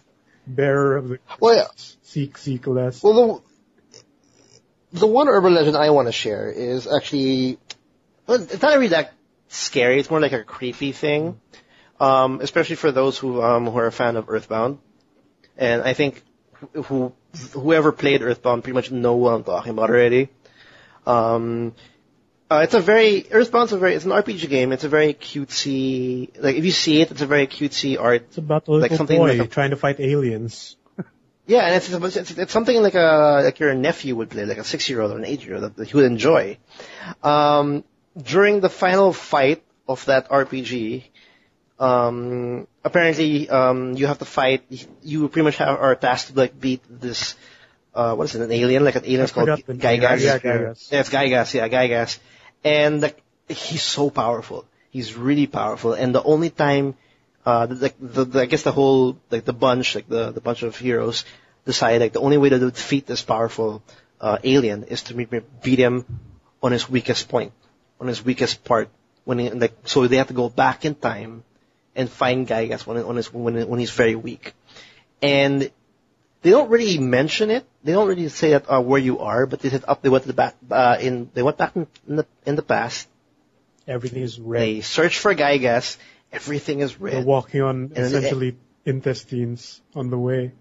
Yeah, it seems like you're going through a tube, and it seems like you're going through someone's body. And essentially, I guess so for those who played like the older ones and didn't realize it, if you play it again, it's starting to resemble like a stomach. Yeah. And if you actually like once they've actually find Gygas in his weakest form, they fight him. It all of a sudden Gygas actually looks like a fetus. So Yeah, in a sense, it's like a tiled image that's swirling about, but the core image looks like vaguely like a fetus. yeah, like a fetus, and you're essentially you're actually doing an abortion. in a Pretty sense. much, yeah. Yeah. The final fight of a Nintendo game that's all bright colors and awesome sprites and something for a kid, the final boss is killing an alien fetus. The game is Doing an called abortion. Mother in Japan. To be fair. Ooh. Really? Yeah. I didn't know that. So technically, It makes more so sense now, weird. right? It makes more sense, but that's so weird though. Like in the end, we go back in time, go inside someone's body. I don't know. I have to play Earthbound again. I never really. I'll link you to a video that expounds on Earthbound more because the creator of this game said that his inspiration for making Earthbound or the Mother series was because he saw a rape scene in a movie when he was a child, and it traumatized him. Oh my god, a rape scene actually gave us, because Earthbound is like one of those cult classics. Yeah. It's one of those great But RPG it's, games. you know, for me, it's not exactly like it's an amazing game or anything. It's just, It's like an old Persona game. exactly. It's kind of like the precursor to Persona. Wasn't there a Persona game, or was it? I remember there's one Persona RPG played like that. dungeon crawlers, and the combat was like that first-person RPG things where you don't see your characters. Well, wasn't there a game though where I have to double check on this. It's just popping in my head right now. There's an RPG that I remember that towards the end, the actual fight is literally God. That's Xenogears, I think. No, well, it's an entity like a god, but the name is literally God. It's. Yeah, I wouldn't How do I put explain it past Japan to make that. Yeah. I'm sure they've done that Yeah. multiple times. Where you Like for you some fight- reason they want to destroy, like the good spirit god or whatever. But that's just really you know, weird Japan because has a lot of games where you're the devil and you're fighting angels. Look at Bayonetta. oh yeah, that's true. The angels actually are the enemies and whatnot. But I don't know, the Earth. It's the same That's thing. true. That's Evangelions. Angels are the aliens and all that. Earthbound is pretty interesting because I just found out about this urban legend about like its actual meaning of the final boss. I think just a couple of years ago when I played Earthbound. Interested me when I first heard about it too. And I heard Yeah, 'cause that like- Mother 3, the one where Lucas comes from in Smash Bros. Brawl, gets also really dark at some parts. Oh really? Yeah. And the video I'm gonna share to you is from the YouTube channel called Game Theorists. It's just a theory, a game theory, etc. And he expounds on how Earthbound tackles a lot of real life things like police brutality and I forget the others, but some like stuff like that. Okay. It's yeah. happening in real media. Then it's essentially in the game, but since it's covered up in a cutesy way, you wouldn't notice it head on. But in the context of the Yeah. time it came out and the time of the events, it's it actually seems really mature. Then yeah, the final boss Yeah. comes up as well. I definitely will have to check out Earthbound. That's probably again. why it has a cult following too. Yeah. Because you don't notice these as a kid. Yeah, but then when you, I did not. That's why, that's one of the reasons, that's one of those urban legends I wanted to share because, as a kid, I did not think about that at all. Which is why, its front cover is so appealing to kids, but as you grow up, or for any adult who plays it, they'll start getting these hints like, this is actually pretty mature, and then, oh shit, what the hell's going on? It changes based on, who's playing it, which is pretty cool. But yeah, that's what I wanted to share in terms of urban legends. What about you, Migs? I've got one about the game that everyone likes, the Minecrafts. Oh god, you gotta mention that. Yeah, but that's still not okay. Go ahead. Yeah. Yeah, it'll help us with the search optimization because Minecraft. We want them for search optimization. It's one of the earlier creepypastas I came across before. It's called Hero Brian, I think. What's that? Yeah. I haven't heard this. It was. Oh really? It was a guy who was playing Minecraft. He made his own world. I think this was back in the alpha days, if I remember correctly. And he was just digging around, making a dirt house and all that junk. And he was looking for cows to get leather from and make armor and all that junk. But he was playing offline. This was back when servers were a new thing. Yep. And he saw what looked to be like Minecraft Steve, or the default skin of a character. But he noticed that he didn't seem to have pupils in his eyes. They were just like white squares. And he was somewhere off in the distance. You know how the game has, what's that, depth of field or draw distance? Yeah. Where a further an object gets, the more cloudy it appears. Yeah. So he saw a figure of what looked to be a player character in the distance, just looking at him. And he snapped a screenshot. And when he approached the guy, he disappeared. So he saved his world, put it online, and he was getting messages from people saying that they also claimed to have claimed to seen that character as well. Oh wow! In the game world, when they downloaded it, okay, yeah. So the guy emailed Notch because he heard a rumor that it might be Notch's brother. So he sent an email to Notch, and Notch replied that here's the quote: "I did, but he is no longer with us." And it's basically there's a ghost in Minecraft of Notch's brother. Supposedly. And this has become a phenomenon to the point where Notch, I remember Notch was actually saying that we did not put Hero Brian, there's no such thing as Hero people were Brian. believing. Because people were believing it, and it just grew up into something huge. So up to this point, it's now an urban legend where we don't know if it's true or not. I'm sure it's And- not, dude. Come on. I'm sure it's not, I'm just People saying. have decoded this and modded it. There's no code of this guy here. No, but my nephew though, plays a lot of Minecraft. And no, he didn't met him, but if I ask him what are the characters of Minecraft, he'll say Creeper, Steve, the default character, blah blah blah, Hero Brian, it's like part of that list of cast of characters in Minecraft. And they debunked this, of course, but this eventually led to the creation of Enderman, who is a parody of Slender Man. Oh. And he appears in a similar fashion where he's off in the distance first. Yeah. So hey, But that good was things actually- can come out of these creepypastas. Gotta keep But that was track actually of pretty it. cool though. That it's my dead brothers. I was reading this at work before, and I got a little shiver behind my back. I knew it wasn't real, but still, man, that's how they get you. Still, yeah, that's actually pretty cool. Imagine if You're- you saw a bugged out NPC just off in the distance in your game. Anyone? Sadly, I haven't experienced anything like that. Sadly, anything out of the ordinary, like when you're playing video games or whatnot. Have But you ever there's had one a creepy glitch happen to you? creepy glitch. None that comes into mind right now. But was that Fallout when the guy's head would just twist? Oh god, no, that was in Oblivion. Oh, That was in Oblivion, I think. When the guy. No, but I think I'm talking about Fallout New Vegas. yeah, I know what he was talking about. I experienced that. Like the initial release. Like you wake up on a bed and a guy is on a chair talking to you, then his head just starts twisting. It starts to goes rotate. upside down. It goes upside down, and he's floating. Yeah, he doesn't walk, like he floats away. I experienced that because if you actually buy the PS3 version, I think you can actually get it. If you buy the PS3 version of Fallout New Vegas and do not update it, 1.0, and you make a new game, you will see that. To almost everyone. Yeah, I saw it. I'm like, hilarious what the thing. fuck's going on? And he's just floating. He's floating as if he's sitting down and his head's rotating counterclockwise. When he gets up to walk away, he just floats away.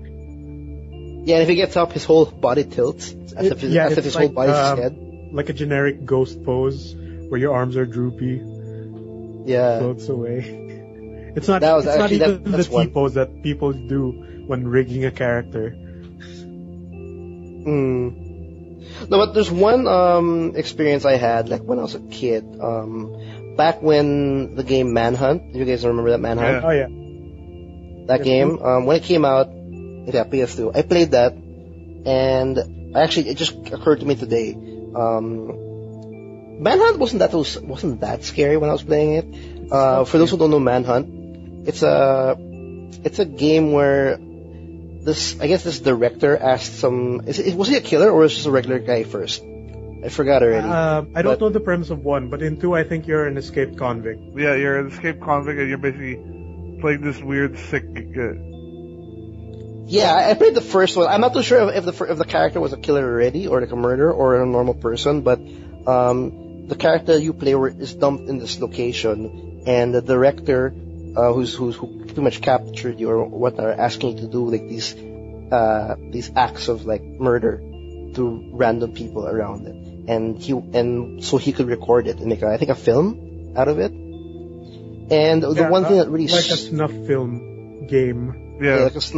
Yeah. And the one thing that kind of struck me was one of the very simplest weapons you can have there is a plastic bag.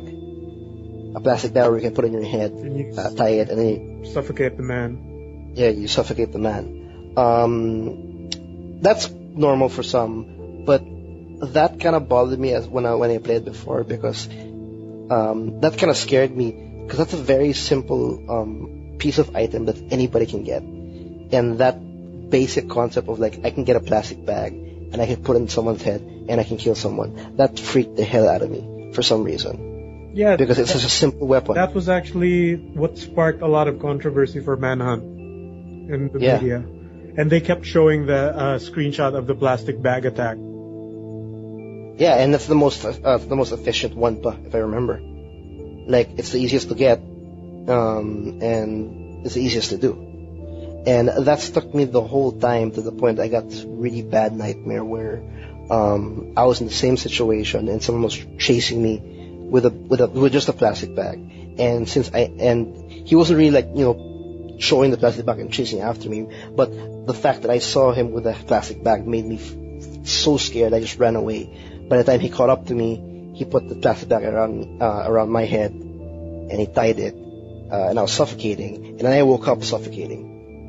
So that just freaked the hell out of me. Just the whole concept of how simple, of it being a murder weapon. And that's what I got out of Manhunt. And Manhunt was an okay game, but I got that I got that creepy feeling from it. And I was a kid, I think. But wait, when was Manhunt? When did it come out? Early 2000s, I'm guessing.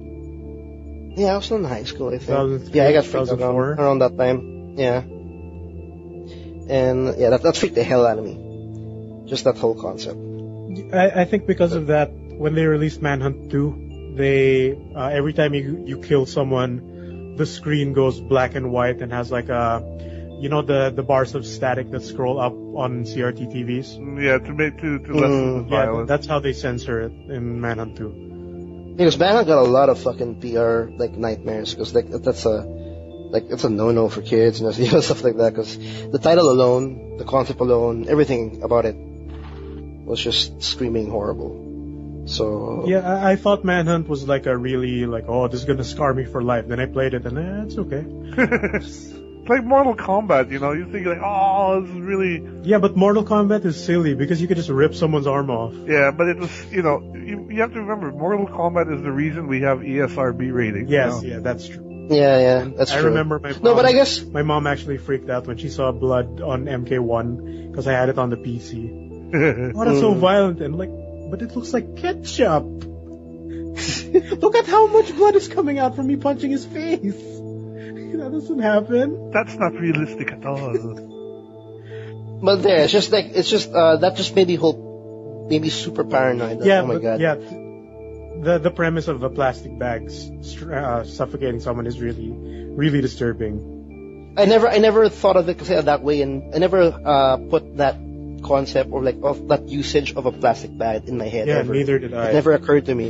And when I saw it, I'm like, holy shit, you're right. That's just that's as simple as that. And that just freaked the hell out of me for some reason. So that's I think that's one of the experience I had in video games that kind of, and not one somewhat scarred me, but at that point that kind of made me think about plastic bags a lot. The world is a cruel place. The world's a cruel place. I'm sure pencils are also painful. Yeah, you can Thanks, get lead Joker. poisoning. Well, that too.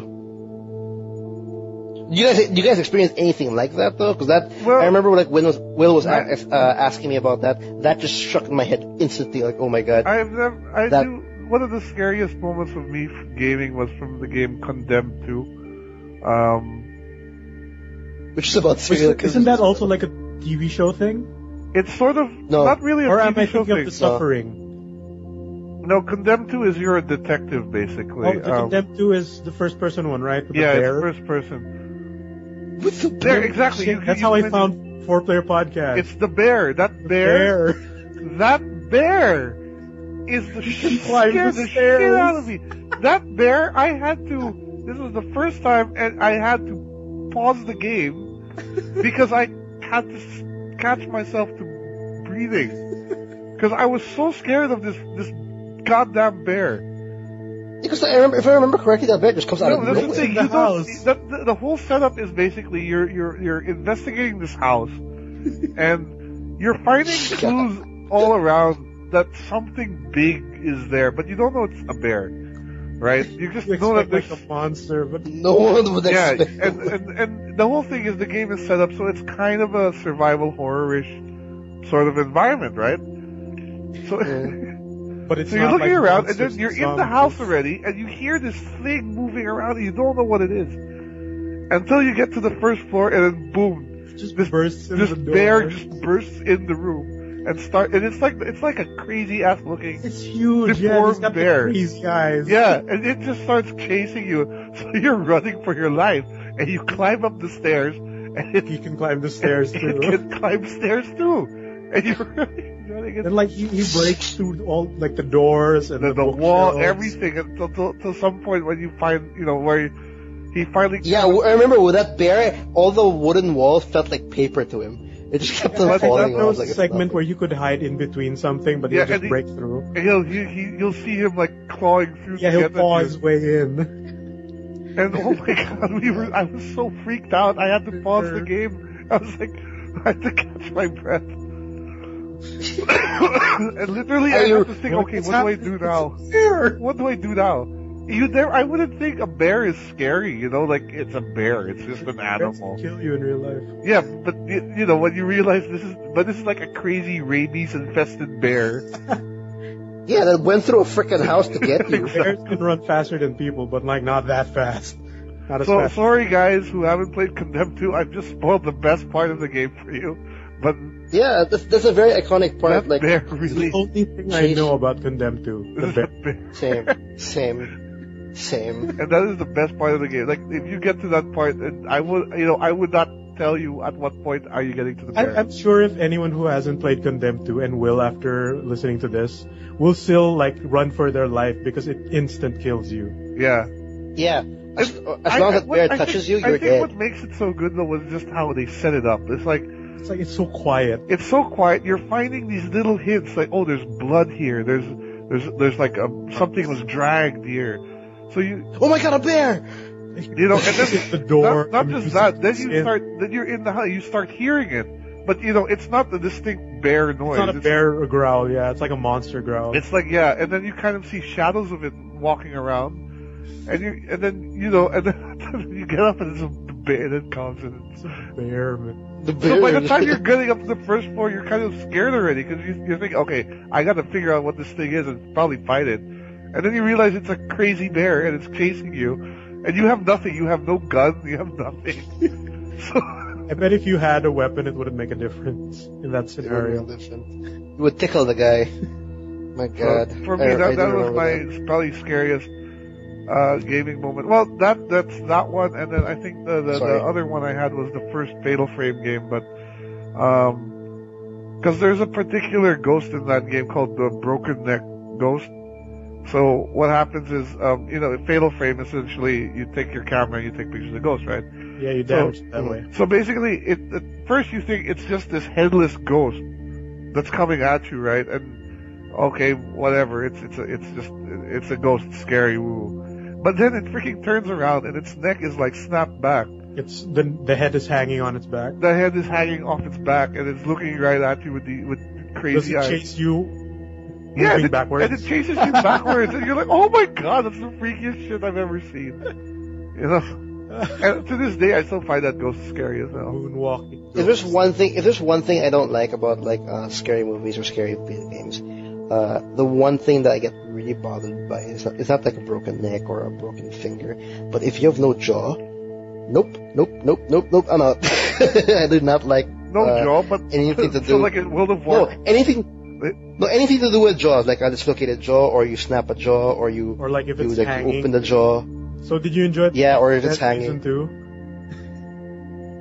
No, I didn't. That was actually pretty squirmy for me.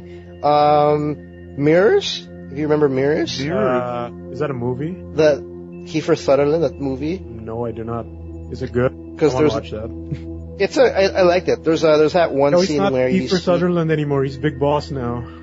He's Big Boss. There's a scene where he sees the ghost and she just opens her mouth with her hands, and then you just see the crack of her jaw slowly, and it just fades to black. And Kiefer Sutherland says, "Kept you waiting, huh?"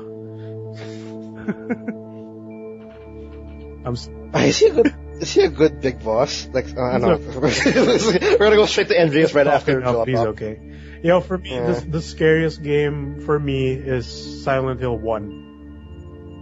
That's a good one. Because like Resident Evil, like the haunted mansion part was creepy, but the actual like zombies are like, oh, and then they're slow and shitty. Like I'm more freaked out about the mansion itself and the controls than the actual zombies. Especially when you find out it's a like genetics, whatever science experiment. No, and this is the Yeah, but you go to Silent Hill. This is and you don't know you don't know all the tropes yet of Silent Hill. Like you don't know about the static yet. Yeah, and the story. You essentially don't know what the hell's going on. Exactly, you don't know what's going on. Like the borders of the town are just pit holes on the street. Yeah. Then there's nobody there, and like the draw distance is shit, which was actually a limitation of the hardware. Right. But it worked really well. That Silent Hill Fog worked really well for the series. And just the premise that even in the second save point after the coffee shop, when right after you meet the sheriff, I think. Yeah, what's her name? Whatever, the girl who sucks at Dota. When you go to when you get the key to the empty house, and it's Cheryl? It's just that's a random name. It's a random name. Cheryl is the girl. I forgot the name of the police officer, but she was in the movie. But the first empty house it's just like the front door and a small hallway and then the kitchen. The kitchen has the notepad to save on. And it's just so creepy because there's no music, there's nobody there. Then when you go outside, there's like skinless dogs chasing you, and then your controls suck, of course. And the whole, the school being super dark with like ghost babies. That alleyway scene in the intro, man. I remember that. Yeah. Because like, of course, I was screaming. I was playing it with my best friend, my neighbor. We were like, we were running away. When you reach the end of the hallway, you see like a stretcher that's covered in blood and everything. Then the baby, after the zoom in of the stretcher, there's just babies around you, and they're stabbing your legs. And you run to the exit where you came, and the exit's gone. It's like a blocked off fence that wasn't there before. You have no choice but to die against these babies with knives. Oh God, I was freaked out. I can already imagine I would go to the restroom and I kept looking behind me just because I was so paranoid about a ghost sneaking up. Oh man, Silent Hill 1. Silent Hill 1 I think is one of the best. No other game has done that for me. Like even now, I can't play Silent Hill 1 by myself. No, Silent Hill 1 is really freaky, especially like even the detail of the monsters. It also works well for them. The whole skinless aspect is creepy. No, and like even the normal ones, when after you kill them, and there's and then if you wait a few, and you have to step. If you wait a few seconds, Even if you step them, I think. Like, even if you wait a few seconds, they'll start crawling around, crawling away. No, and if you I go... think that's when they respawn. That's different. But yeah, No, I mean, when you see the body, and then after a few seconds, you see it twitch, and then it moves away. And if you're in their path, you'll get damaged. It happens. It's weird. But that's pretty cool. Silent Hill is actually a good there one. was another one I mentioned, but I forgot. Shit, I'm getting old. I think there's a couple more I also want to mention, but that, for me, with the Manhunt thing, that one that struck a chord, was I was thinking about, what kind of experience I had with the video game. Like that kind of, shit, that gave me a nightmare, for Christ's sake. And I don't get that many nightmares, so. Yeah, in terms of, there- like, outside of the game freakouts, it's just really Silent Hill 1. Like, not even the newer games do that. I might go into 2, because I hear 2 is the best in the series. 2 is Yeah, the best in the two, series. that's the Pyramid Head one. As a video game, Yeah. overall, 2 is best. As a horror game, I think I'll have to go with 1. You know, as a, like, horror theme. So, yeah. It's that town. Even the radio sound effect in Silent Hill 1. I think So iconic, right? Yeah. is the most, like, it changed in the further games. It became like regular static instead of that high-pitched one from the first game. Yeah, because they don't know any better. Don't change the When I fucking hear that, actual I'm source. like, no! I run away. No, I remember, like, when it comes to Silent Hill, when they announced the Silent Hill HD edition. They removed the us- fog in Silent Hill 2. Yeah, I was planning to buy it for my 360 because I'm so game to play Silent Hill 1 and Silent Hill 2 again. It was actually the perfect time because I think that came out around maybe early October. I think 2 years ago. sometime in fall of that. Yeah, because I remember I was even talking to you maybe about this, like if I consider buying it or not. But once I checked the review and said that the fog was actually less dense. I mean, it's not more even thick. less dense. It's just not there. It's just not there. Yeah, that's like I didn't even buy it anymore because the fog is such an It essential part ruined the of first Silent cutscene Hill. of Silent Hill 2. When it zooms Yeah, it into does, that yeah. figure by the car, you can clearly see You can what it actually is. You can see what it is. Like, stupid. Like when I saw that GIF, I'm like, oh, that's just bad.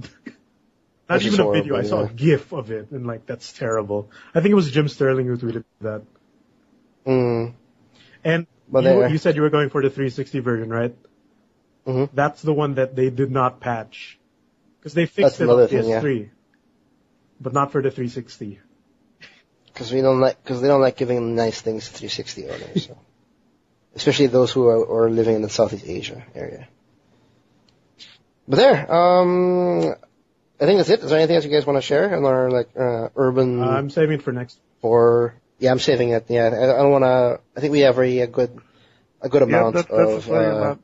creepy Guys, crawlies. be sure to check out our survival horror playthroughs for this month. We should have a lot. Yeah, we're working on that. Yeah. Bills has already been uploaded. I'll just schedule them. I'm assuming they'll come out near the end of the month. Yeah, when this episode is already out, I have my part 1 and part 2 of my Alien Isolation playthrough all set up. I just have to put it in my fucking. Oh, sorry, I have to put it in the channel. I have to upload it. I might do just that after this recording. So do check that out. I think Miggy, you're also working on some. I'm stocking up on some indie horror games on PC. I don't know if I have the balls to play them. I probably don't. But hey, try. The Five Well, Nights we'll at Freddy's see. thing, I don't think I can beat it just because I can't beat the game. Oh, okay. It's not scary anymore. It's just I can't. It's hard to beat because it's so random, dude. But if, like you said, you don't like micromanaging, and Sucks. Five Nights at It Freddy's, sucks it's just too. about it. I hear it's even worse on phones because it came out on phones. That's a weird way to put it in phones. But anyway, we have, I think, there's still 2 more episodes for the October, and if you like what you're hearing, the whole horror month, horror theme, look forward for the next 2 episodes. We'll continue more of this. There's a lot more we want to share. We're just like saving up because, October, we're not even in the first half of October. I mean, we're not even done with the first half of October yet. So, there's lots more to come. So that's it for episode 53. Thank you for listening in. If you want to check out our previous episodes, our reviews, and some of our articles, do check out our website, www.toomuchgaming.com. That's 2 with a number 2. Like us on Facebook, like us on Twitter, follow us on Is that Instagram or is it I have follow an on Twitter? Instagram. Or if it's follow on Twitter, follow in Instagram, like Because on on Facebook. Facebook. I don't get it. I Social sometimes mix them media, up. we're everywhere. Social media, yeah. Do the thing with social media. Facebook, Twitter, Too Much Gaming, we're there. The word. Yeah, we don't even have Instagram, do I? I mentioned Instagram. We don't don't even have a have collective Instagram. one, but I have a personal one. There. Do check out our YouTube channel. We have, like we mentioned, we have some pretty awesome horror Let's Plays all lined up. YouTube.com Getting ready for uploads. TMG blog. Yep. Or Too Much Gaming. We have- Look for the icon with the old man. which we might change. That's really old. It's old. We have no reason why we have a logo like that. We just like, we have a logo. Let's go. Let's do it. Tell Let's us make what does Too Much Gaming mean to you, and maybe we'll make a logo of it. There we go. Not credit you whatsoever. I think I'm missing something. Oh yeah, if you have any concerns, questions, or stories you want to share, or anything, do email us at the TMG Podcast at gmail.com. What was that? With the TMG Podcast? the tomato, the TMG Podcast at gmail.com. Gmail.com. Fuck. The TMG Podcast at gmail.com. There. Is that right? Yes. Okay. Very good. Very good. Yeah, I think that's it. We are good. Take care, guys. See you. Take care. We will see you guys next week. Take care, guys.